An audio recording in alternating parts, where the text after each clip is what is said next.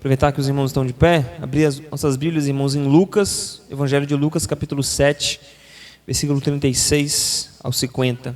As crianças podem ir para o culto delas lá, na sala, né? Lucas, capítulo 7, versículo 36 ao 50.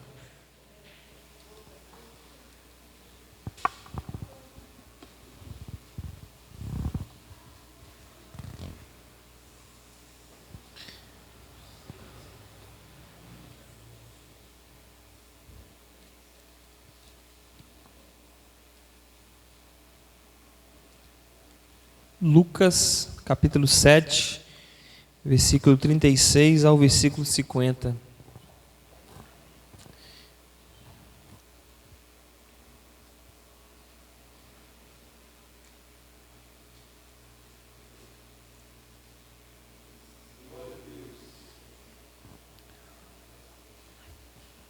Assim é a palavra de Deus. E rogou-lhe um dos fariseus que comesse com ele. Entrando em casa do fariseu, assentou-se à mesa. Eis que uma mulher na cidade, que era uma pecadora, sabendo que ele estava à mesa em casa do fariseu, levou um vaso de alabastro com unguento. Estando por detrás, aos seus pés, chorando, começou a regar seus pés com lágrimas e os enxugava com os cabelos da sua cabeça. Beijava seus pés e os ungia com o unguento. Quando isto viu o fariseu que o tinha convidado, falava consigo dizendo: se este fosse profeta, bem saberia quem e qual é a mulher que lhe toca, pois é uma pecadora. E respondendo Jesus, disse-lhe: Simão, uma coisa tenho a dizer-te. E ele disse: dize-a, mestre. Um certo credor tinha 2 devedores, um devia-lhe 500 dinheiros e outro 50. Não tendo eles com que pagar, perdoou-lhes a ambos. Dize, pois, qual deles o amará mais? E Simão, respondendo, disse: tenho para mim que é aquele a quem mais perdoou. E ele lhe disse: julgaste bem.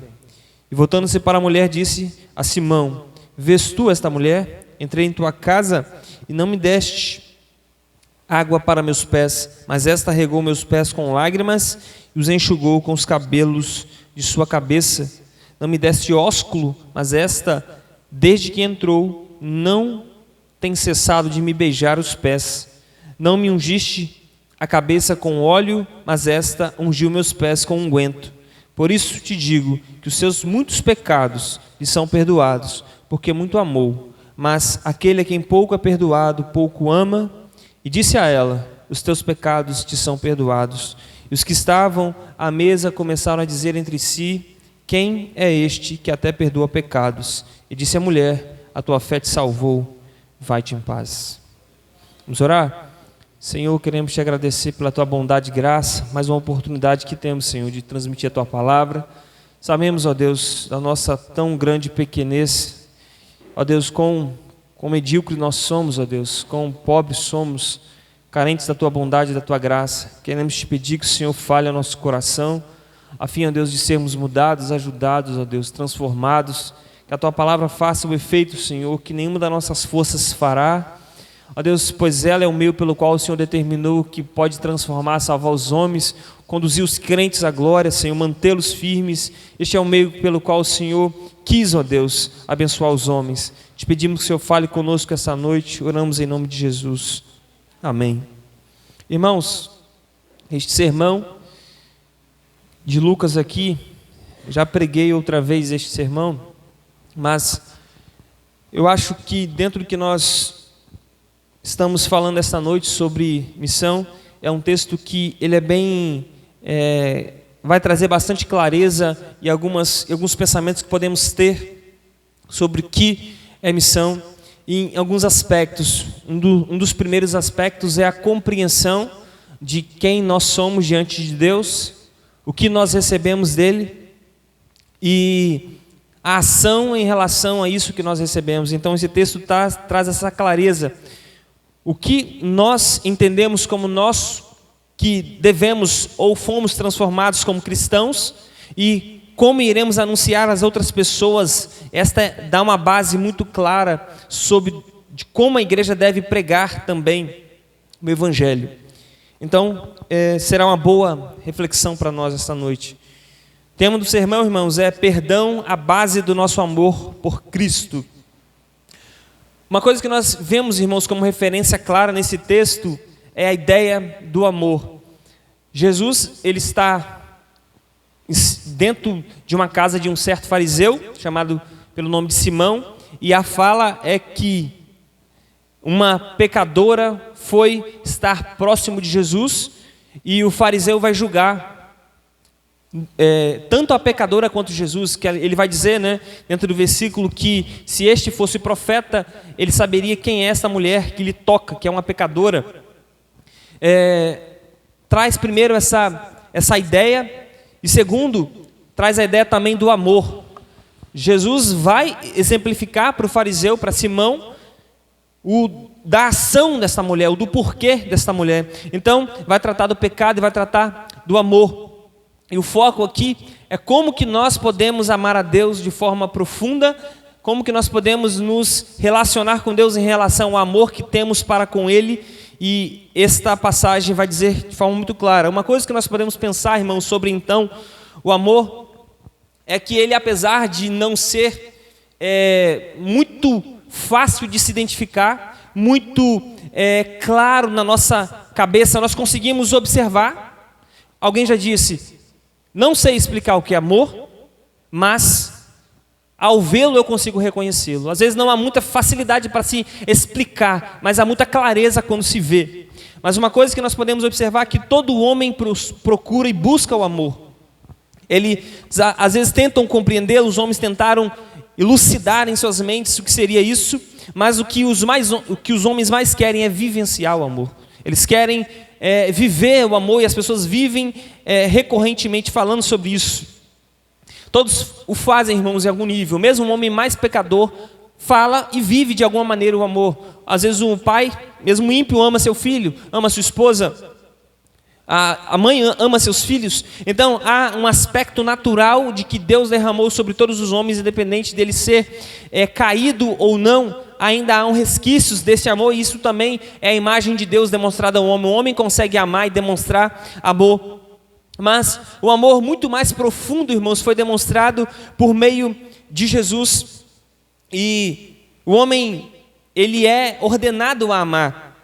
Jesus, certa vez indagado, dizendo: o que seria, o maior dos mandamentos? Jesus respondeu em Mateus 22, 35 a 38, que diz: um deles, perito da lei, o pôs à prova com esta pergunta: mestre, qual é o maior dos mandamentos da lei? Qual é o maior mandamento da lei? Jesus respondeu: ame o Senhor, o seu Deus, de todo o seu coração, de toda a sua alma e de todo o seu entendimento. Então, este é o primeiro e maior mandamento, disse Jesus.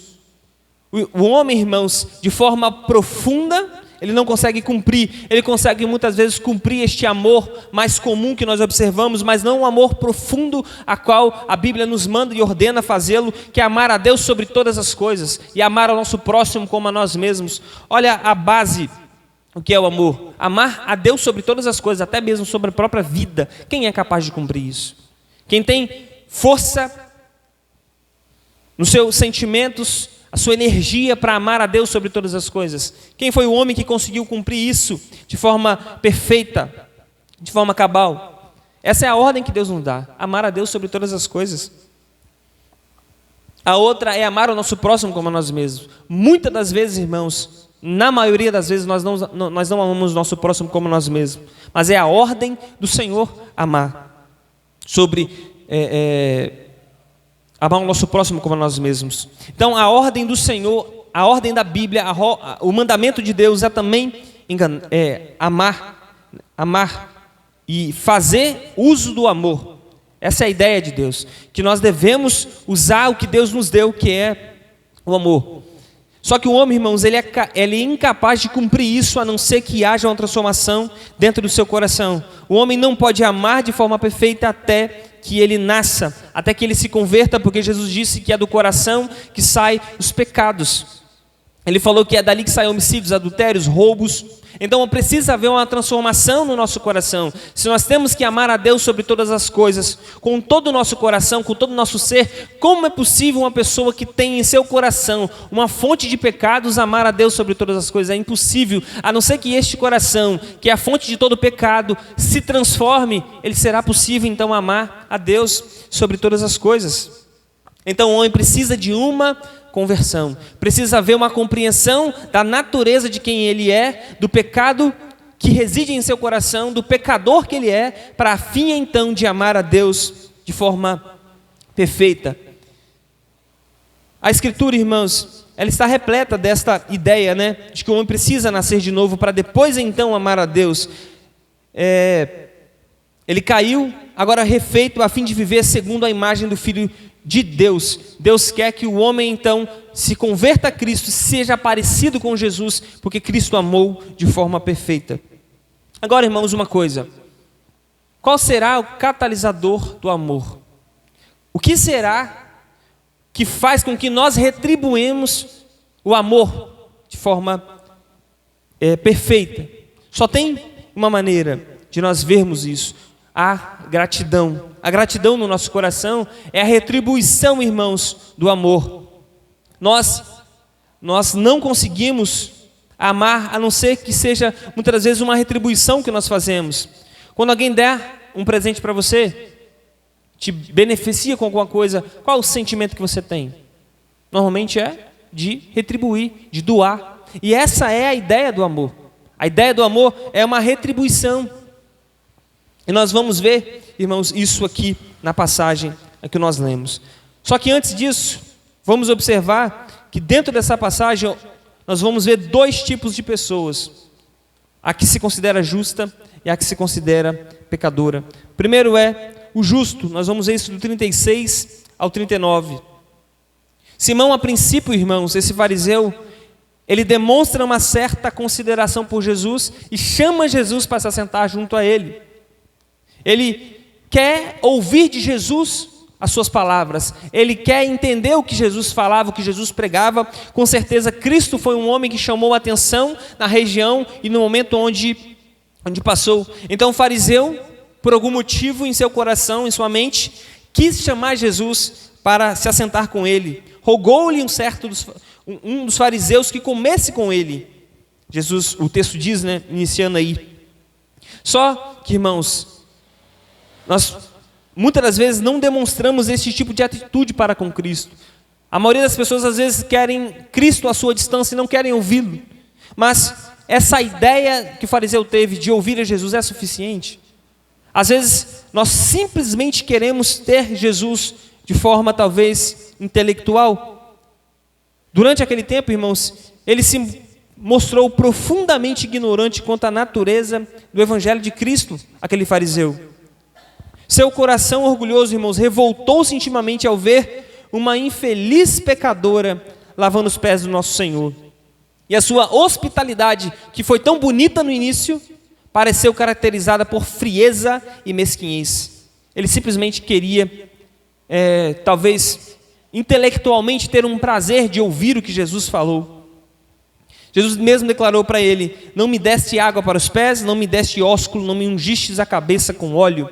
Ele não deu a honra devida a Jesus que deveria ter dado. Naquele tempo, esta é a honra que se deveria dar ao Senhor. Uma pessoa que fosse à sua casa, você recepcionava dessa maneira. Você recepcionava essa pessoa no seu lar, deste modo, dando um beijo no seu rosto, lavando os seus pés, porque o tempo era de poeira. Então, você tratava com muito cuidado. Este homem só queria recepcionar Jesus, mas de forma assim: não, vamos ver se ele realmente é profeta. Vamos ver se realmente ele é quem aparentemente as pessoas estão falando dele. Em tudo, irmãos, o que Simão fez, houve aí um grande equívoco dele, Tudo, na verdade, era simplesmente algo exterior. Não havia amor real no seu coração. Nós, irmãos, faremos bem a nós mesmos se lembrarmos do fariseu, que muitas das vezes a nossa recepção de Jesus é meramente intelectual. Nós que recorrentemente lemos livros, podemos ter, irmãos, o erro e o pecado de simplesmente querer aprender para falar para os outros, querer aprender para simplesmente se mostrar que conhece de Bíblia ou algo de teologia. Nós podemos, muitas vezes, querer usar Jesus como um amuleto para a nossa alegria momentânea, se demonstrar para os outros de alguma maneira. Então, é possível alguém, então, ter uma religião aparentemente decente, apesar disso, nada saber a respeito do Evangelho de Cristo Jesus, porque o fariseu não compreendeu o quanto era pecador. Nós vamos ver isso no texto. É possível alguém respeitar, então, o cristianismo e assim mesmo está completamente cego às suas principais verdades. Irmãos, e este é um tempo que isso tem sido mais propagado. Não se tem em conta, pelo menos não se dá para mensurar muito bem, o quanto as pessoas estão falando de Bíblia, de igreja, de Jesus. Você vê influenciadores do YouTube falando o tempo todo sobre isso, e as pessoas falam do nome de Jesus, falam que deve ser, dão métodos para lerem a Bíblia. Não estou falando de religião aqui, eu estou falando de Jesus, da pessoa dele. Aquele cara era o cara, aquele cara fazia muitas coisas, aquele homem era perfeito, nós devemos ouvir ele. Mas será isso o suficiente? Será isso a compreensão real do que Jesus fez? Então, é possível alguém comportar-se com grande retidão e moralidade ainda? Não, eu ando de forma correta, eu cumpro tudo, eu sou perfeito. E ao mesmo tempo detestar com ódio mortal a justificação pela fé e a salvação pela graça. Realmente, irmãos, temos verdadeiras afeições por nosso Senhor Jesus Cristo? Podemos dizer: Senhor, Tu sabes todas as coisas, Tu sabes que eu te amo? Aceitamos cordialmente todo o Seu Evangelho? As pessoas querem tirar as partes, irmãos, do Evangelho, as partes que lhe cabem. Não julgueis uns aos outros, não faça julgamentos. As pessoas querem aceitar isso, mas quando você diz todo o Evangelho, que nós devemos nos arrepender, crer somente em Cristo, abandonar as nossas vidas e seguir a Jesus, as pessoas não querem isso. Estamos dispostos a entrar no céu ao lado dos piores dos pecadores e confiar à graça de Deus todas as nossas esperanças? Essas, irmãos, são perguntas sobre as quais temos de ponderar, né? Se não podemos respondê-la, irmãos, satisfatoriamente, de maneira alguma somos melhores do que Simão, o fariseu, e o Senhor Jesus poderá dizer-nos: uma coisa tenho a dizer-te, Simão. Desculpe, irmãos. Uma coisa, irmãos, então, que nós podemos aprender sobre esta passagem, que ser justo diante de Deus não nos pode dar a salvação. Toda a nossa obra e tudo que nós formos fazer diante do Senhor não é mérito nenhum para nós sermos salvos. Seja você participar da igreja, seja você ser dizimista nela, seja você simplesmente ler a Bíblia e fazer certos tipos de orações diárias, cotidianas, mas isso não garante a nossa salvação. Uma coisa que nós podemos aprender aqui é que a justificação pela fé, ela é um soco, irmãos, na nossa cara. Ela é um dizer para nós mesmos o quão grandes pecadores nós somos. Sabe por quê? Porque nós, como pecadores, irmãos, temos a mania de não querer soltar as rédeas da nossa vida. Não, eu consigo fazer, eu faço, eu cumpro. O homem não quer, irmão, se submeter ao Evangelho porque ele tem no seu coração um orgulho. Ele não consegue dizer: não, eu só sou justificado pela fé, porque eu criei naquilo que o outro fez e não nas minhas próprias obras. Nós podemos ver que toda justiça que advém de nós mesmos, irmãos, não é possível nos salvar. Uma coisa que nós devemos ter no nosso coração é que nós recebemos da parte de Deus, e nós não podemos dar nada a Ele, que nós somos meros homens pecadores diante do Senhor e que precisa da redenção dEle. Outra coisa que nós vamos ver aqui, irmãos, é o senso de ter nossos pecados perdoados, que é a fonte da essência do amor por Cristo. Lembra que no início falei sobre o amor e que a justificação pelas obras mata esse amor. Porque uma justificação, irmãos, que se baseia nas nossas obras, foca o amor em nós mesmos. Nós nunca poderemos amar a Deus, irmãos, se a justificação não for única e exclusivamente pela fé na obra de Cristo Jesus. Porque se a obra é minha, eu me autodeclaro Salvador, eu me autoglorifico. O amor só pode vir, irmãos, de uma resposta daquilo que eu recebi. Isso é o amor profundo. Esse é o amor real, de retribuição, de se doar por aquilo que se recebeu. Nós vamos ver isto nesta passagem também. Isso, irmão, sem dúvida era a lição que Jesus desejava que Simão aprendesse. Quando lhe contou a história dos 2 devedores, ele fala: certo credor tinha 2 devedores. Um lhe devia 500 denários e outro 50.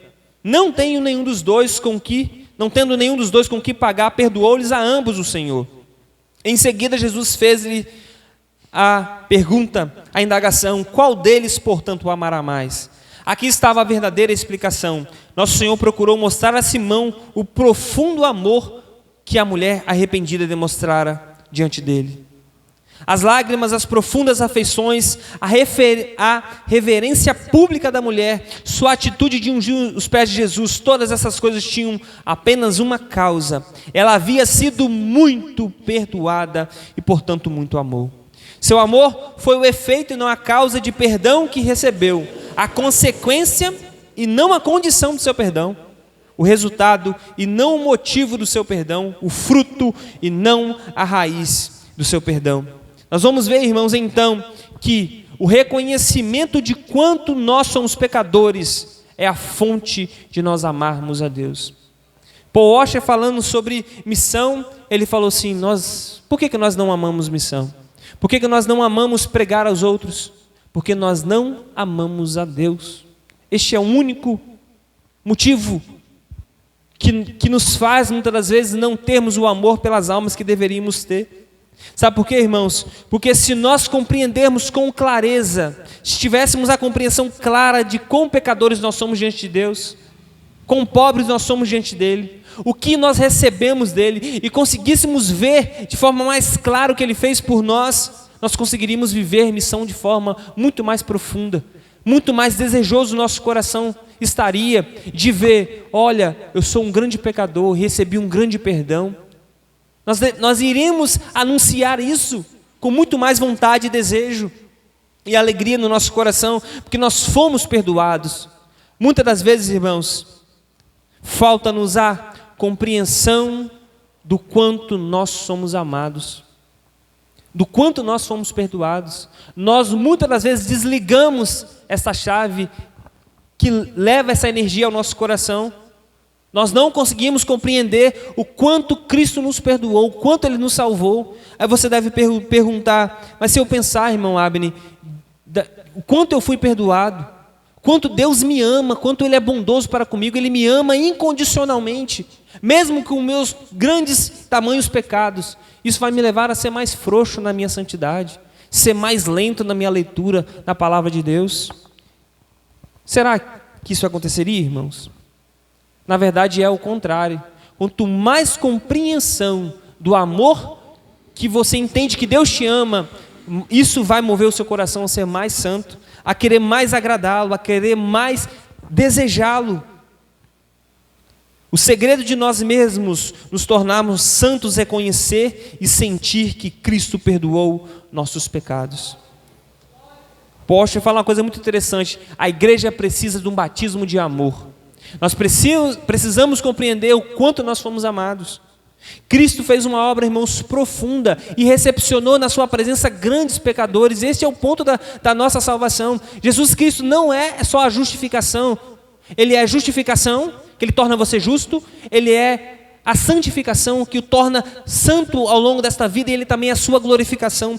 Cristo é absolutamente tudo. Esta mulher era uma grande pecadora. De fato, Simão estava certo sobre isso. Ela não era bem vista na sociedade.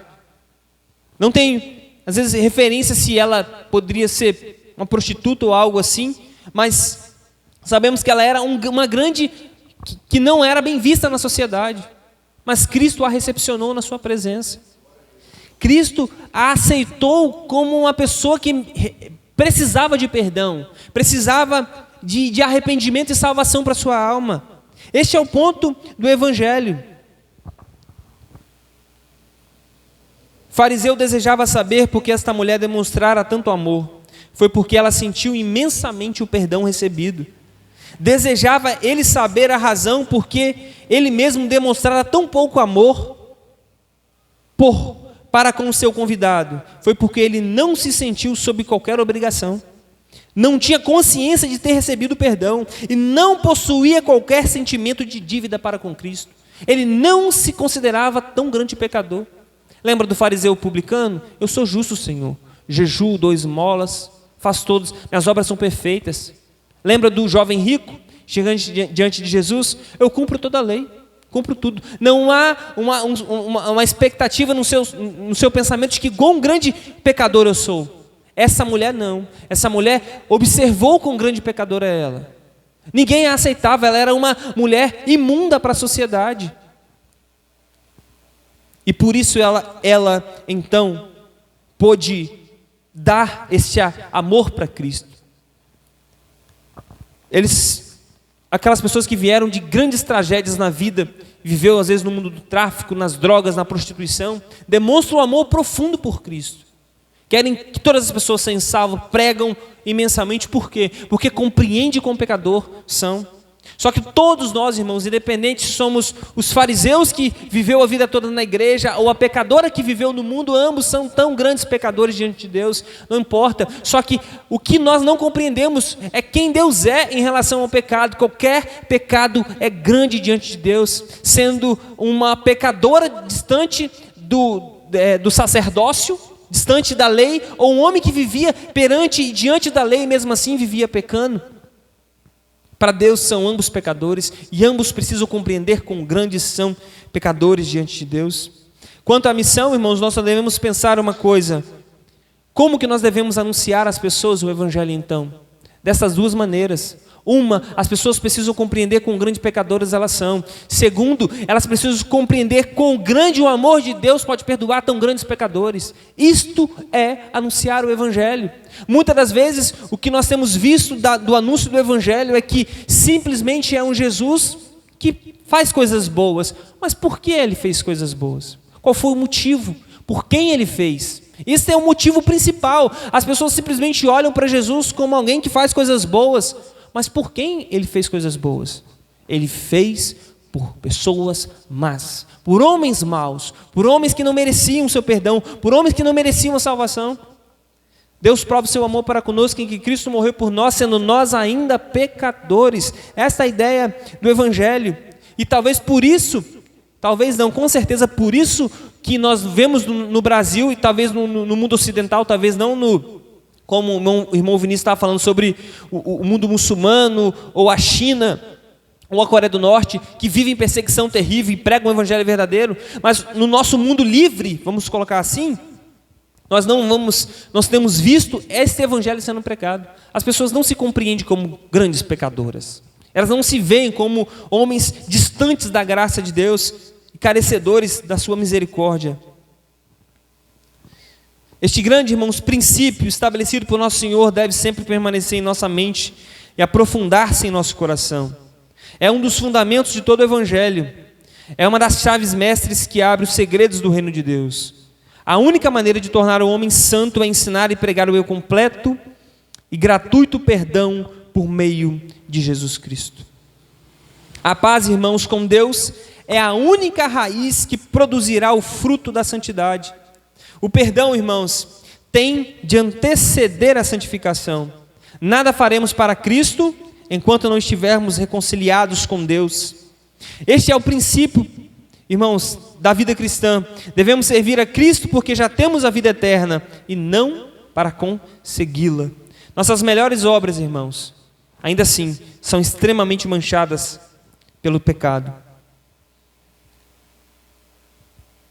Essa passagem, então, irmãos, demonstra que reconhecermos o nosso nível de pecado, reconhecermos diante de Cristo quão pecadores nós somos, será a fonte do amor para com Ele. Será a fonte de que nós jorraremos e faremos grandes coisas para Cristo. Por exemplo, essa mulher com esse vaso de unguento que era extremamente caro, uma mulher que não poderia chegar se aproximando de um homem, ainda mais lavar os pés de um homem, ainda mais enxugar com seus cabelos. Ainda assim ela fez coisas grandiosas. Por quê? Porque ela compreendeu que tudo, absolutamente tudo que ela fizesse seria pouco.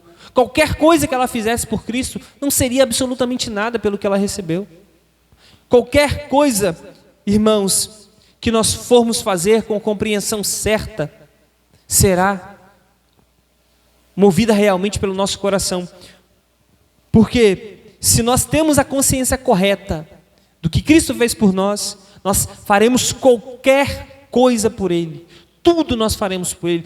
Nós sobreviveremos a qualquer situação, a qualquer coisa. Porque cristãos morrem, porque homens permanecem firmes na fé, passando por embates, perdendo grandes coisas, sofrendo grandemente, porque compreenderam quão grande é o amor de Deus para com eles, quão profundo é a misericórdia de Deus para com eles. Nós então devemos guardar isso em nosso coração.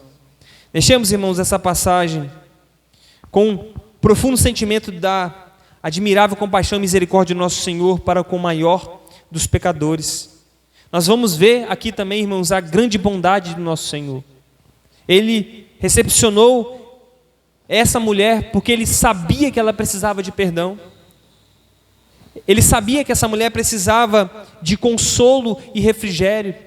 A fala de Jesus sempre foi: vinde a mim todos os que estáis cansados e oprimidos, e eu vos aliviarei, e encontrarei descanso para a vossa alma. Nós vamos ver aqui que Jesus demonstrou o amor profundo por aquela mulher. Ele a perdoou, Ele a recepcionou na sua presença. Irmãos, a bênção do Evangelho é que Deus recepciona na sua presença grandes pecadores, homens distantes que não mereciam salvação, não homens limpinhos, bonitinhos. Jesus disse que os sãos não precisam de médico, mas sim os doentes. Cristo veio trazer os pecadores ao arrependimento. Ele veio buscar aqueles que estavam perdidos, aqueles que estavam distantes, aqueles que se consideram e veem em si mesmo como miseráveis, desgraçados, sem nada a dar, mas que olham para Jesus e veem esperança. Jesus, irmãos, o coração dele a grande obra dele é recepcionar homens pecadores da sua presença. Ele vai se alegrar com a obra das suas mãos, com a igreja que ele comprou, com os homens que ele trouxe para o mundo, tirou do mundo das trevas e trouxe para o mundo da luz. É isso que agrada ao coração de Jesus: perdoar pecadores, salvá-los, trazê-los ao arrependimento, trazê-los à vida. Nós podemos pensar então que, se nós quisermos crescermos em Deus, precisamos ir a Jesus. E indo a Jesus, nós reconheceremos quão grandes pecadores nós somos. Mas em Jesus, teremos certeza que seremos recepcionados por Ele. Não seremos deixados de lado. Nenhum que foi a Ele, irmãos, se decepcionou. Nenhum. A conclusão, irmãos, desse sermão: nosso amor por Cristo é em essência porque Ele nos amou primeiro. Devemos lembrar de Pedro quando respondeu a Jesus: tu sabes todas as coisas, tu sabes que eu te amo.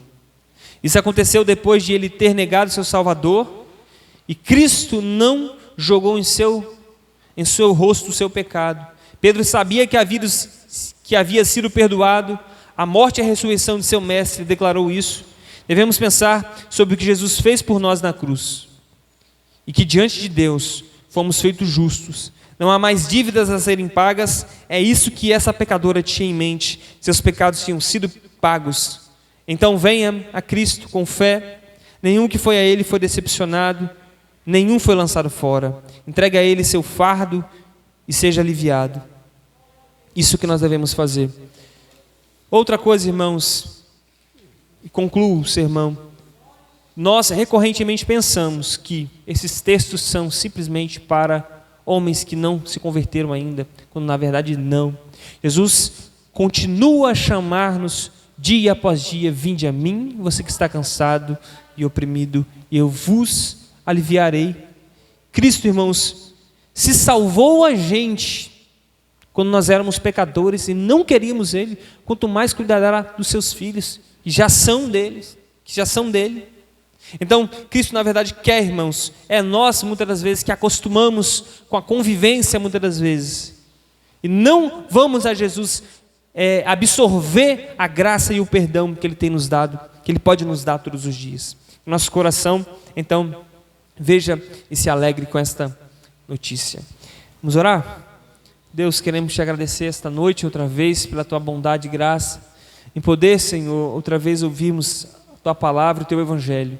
Obrigado por esta noite, podemos compreender isto, Pai, que o nosso coração, ó Deus, amando a Ti, ame mais missões, ame, Senhor, cuidar das pessoas e poder salvá-las por meio do evangelho. Ajuda-nos a ter um coração desta maneira, Senhor, a fim que nós amemos ao Senhor de forma profunda, o nosso coração se alegre, Senhor, se satisfaça no bendito e santo evangelho. E que nada, Senhor, aqui nada, Senhor, possa ser distração para nós. Ó Deus, seja qual for, ó Deus, o interesse que temos nessa vida, seja, Senhor, qual for o pecado que nos assedia, seja qual for, Senhor, a beleza neste mundo, Pai, que queira nos atrair, ó Deus, que sejamos compelidos à Tua graça, que sejamos compelidos ao Senhor, que sejamos, ó Deus, atraídos pelo Teu amor, pela Tua bondade e misericórdia que salvou-nos. Ajuda-nos a termos essa compreensão, Senhor, para que o nosso coração seja quebrado, que a nossa consciência seja moldada pela verdade da Tua palavra. Assim nós queremos orar, em nome de Jesus. Amém.